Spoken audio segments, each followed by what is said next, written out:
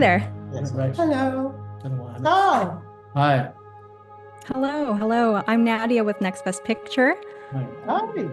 Hi. So lovely to meet the three of you. Welcome to the podcast. Thank you so much for taking the time to chat today about hard truths. We're in this moment now of reflecting on the past year in film. And when I think about films that really resonate, Hard Truths comes to mind immediately. I saw it in Toronto for the festival there, and I absolutely loved it. And it took a solid moment for me to leave the theater when it was over as well. I just found myself so immersed in the storytelling.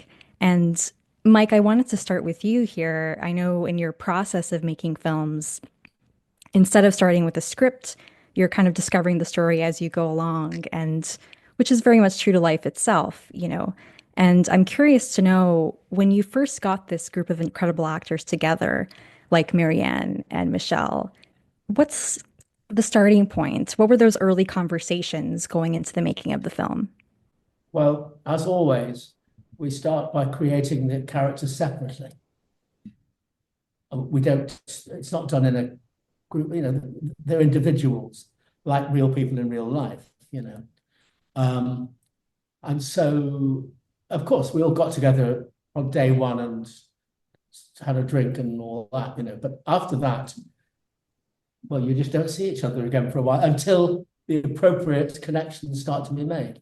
So to answer your question, the starting point with each of them is to talk into existence a character based on drawing from real people that each actor knows and makes a list of.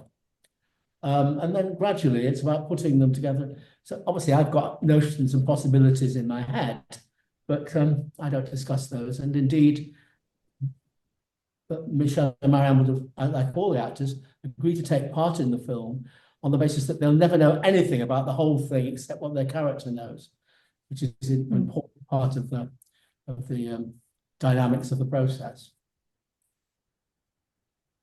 You want to say something? I agree with what you said. Nice.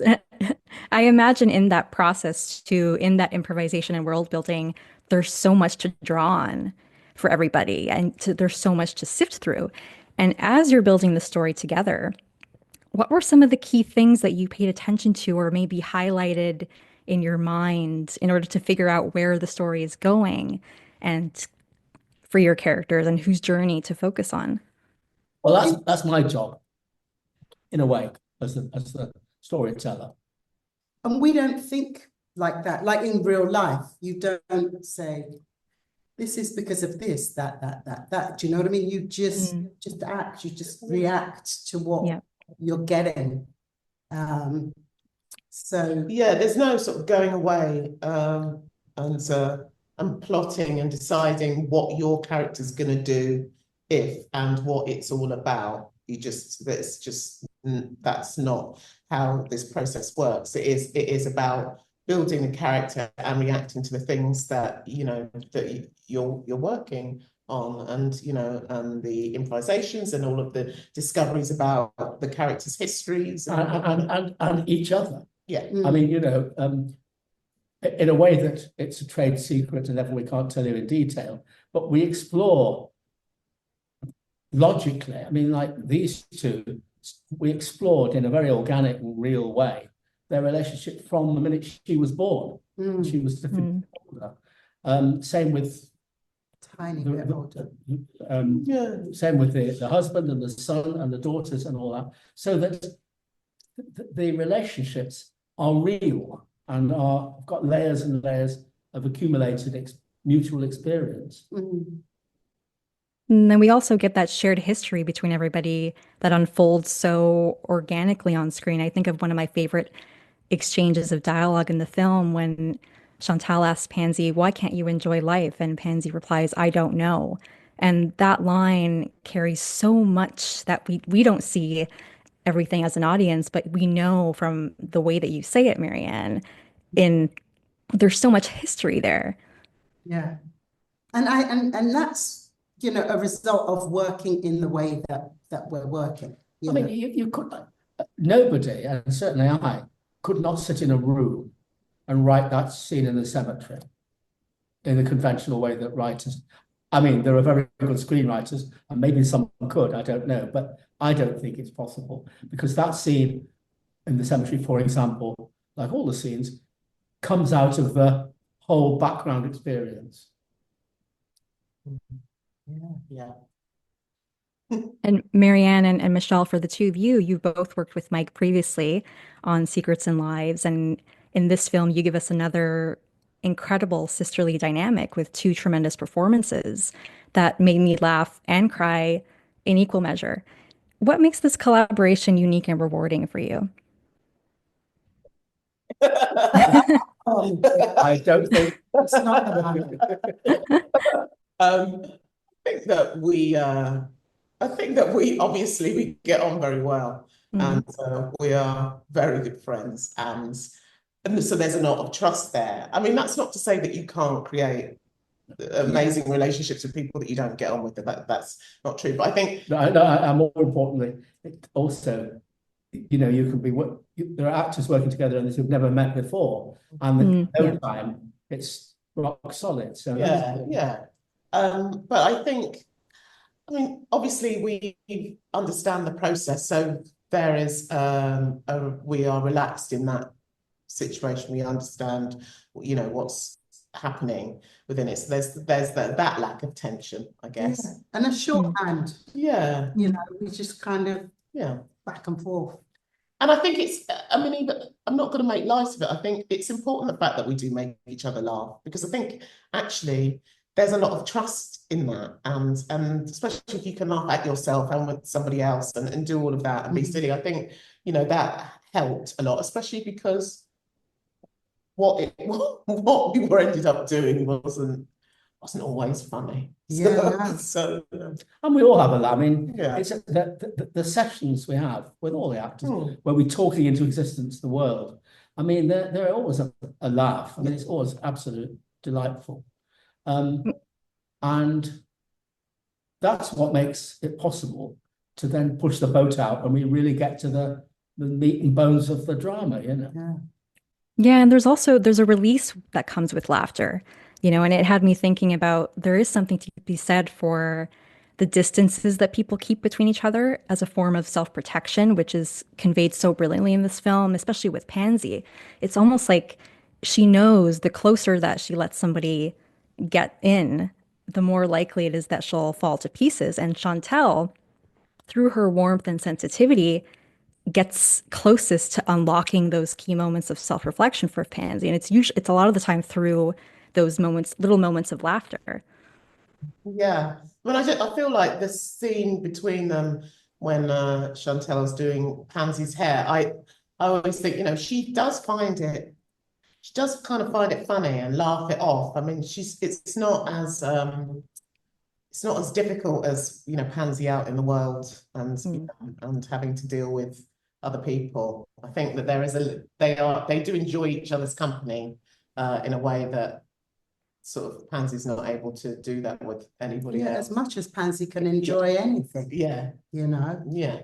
She'd rather not enjoy it with Chantal. Yeah. She's very good at not enjoying it.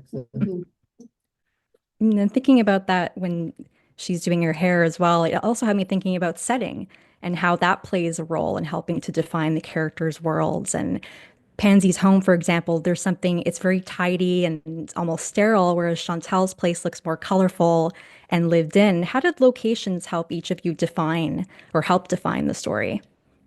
Susie Davis, our fantastically talented designer, we collaborate. It's not just a collaboration between ourselves and Mike.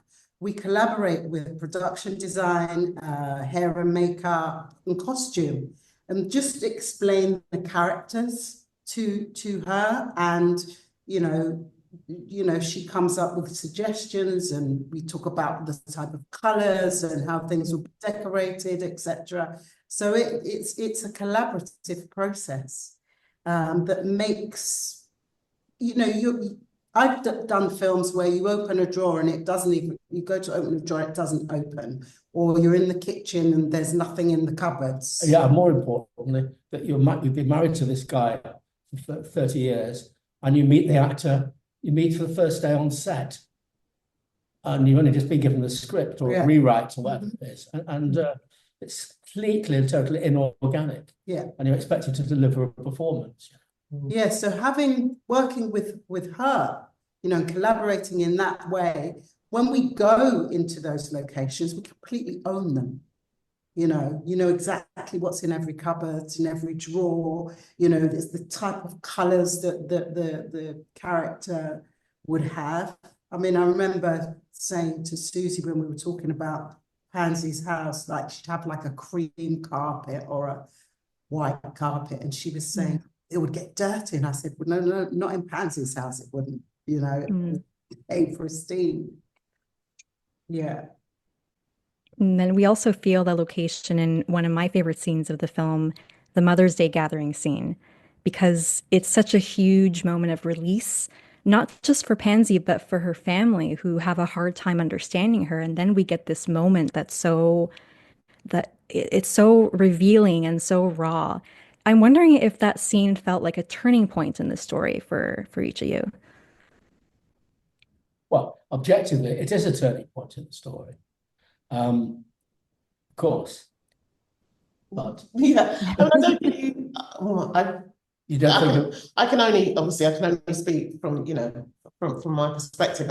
But I don't think you go into it thinking this is a turning point within the story. I mean, again, it's like as Mike said, you only know what your character knows. But of course, obviously creating the scene with Mike, of course, you're very aware of it was a big moment, and you're very aware of the power of it and the strength of it, but you can't go into it thinking that that's what you're doing or that's what you're that's what you're playing. I mean, in life, there are scenes in our lives which are big moments, but we don't know they're big moments. I mean, you might sense something big moment about it, but you don't know it's a turning point. And that's really what we're talking about, basically. Yeah. I mean, obviously I was aware that I think that was the last stuff that I shot. So I had any number of kind of things that I imagined might be happening afterwards, but I had no idea. I mean, I think I might have tried to persuade Mike that there was going to be a lovely happy ending where he's got a lovely leafy balcony at some point, but you know what, he wasn't buying it at all. She's making this up though. She's having you on, as they say. Well, part of the staying power of this film is that, is exactly what you said, Mike. We don't know it's a big moment when you're in it. It's only afterwards, maybe, that you're looking back or thinking about it, that you realize, wow, this was a key that led to something else. And I'm curious, when you have an experience like this that is so rich in your shared history and in the collaborative spirit, was it easy to part with the experience once the filming was over, or do you still have moments where you wonder about the future of your characters or the family dynamic? I think closer to the end of shooting it, you kind of have those sort of, wouldn't it be nice if this happened or that happened? But then, it kind of fades away. Yeah. I mean, there is an investment in it that is different to working in a more conventional way with, a conventional script, because there is less collaboration. So you're sort of just more totally involved in this. So I thought about it quite a lot. Yeah. And I think about them quite a lot. And it's quite nice to feel separated from it, but sort of in it at the same time. So it really does. I've sort of read and seen, Marianne said this, that it doesn't feel like you. And it's the most that it doesn't feel like me. So yeah, I do think about her and that life and that world. I mean, in a way, it's very easy to believe that they're all still there. Yeah. Yes. Somewhere. Yes. Really mad. Somewhere they're out there and it's all going on and we just don't know about it. But Yeah, that's partly why I felt like I was kind of frozen in time when the movie ended, and I was just sitting in that theater and thinking, well, there's so much more story that I know is going on with those characters. There must be. Yeah, I think there is. Yeah. And it's a happy ending. oh no. One, we can only hope. We can only hope it's a happy ending. You know, it's been really great to see the film, the response to this film as well, since seeing it in Toronto to where we are now and the acclaim that it's been receiving. What do you each hope people will discover when they watch this film? Well, you know what? I'm inclined to dodge the question because what you've been talking about and your response to it is what I would hope, what we would hope people will get out of it, really. I mean, to articulate what one would hope people will get from it is difficult, partly for that reason, because it seems unnecessary, and partly because, in a way, it's hard to do that without being reductive, or whatever the word is, because actually the film is about a lot of things, and there's a lot going on, and there are a lot of complexities, and there's even the question of, well, actually, what happens at the end? What happens next? Which I'm absolutely not prepared to discuss, and we can't discuss because we don't know, because that's up to you, the audience. So in a way, short of saying, you know, one would hope that people will be enriched by it, will be amused by it and traumatized by it, and it will somehow change their lives and all those other high-minded, pompous things that you want your work to do. There's not much to say, really. And the three of you you give so much to this film, and I hope that you have another collaboration in mind together. Yes, he's thinking about it constantly. Yes. Well, yes, actually, now it's a good moment to share it with you both. It's about two sisters. Oh. The one is very grumpy and the other one's rather jolly. I think she's a hairdresser. Oh, no, wait a minute. I think we've done that before. No, yes. Bad idea. Sorry. Well, I hope to see the three of you work together again. I'm very excited for more of our listeners to see this film. I can't express the pleasure that I've had just now, just speaking with the three of you. It's such an honor.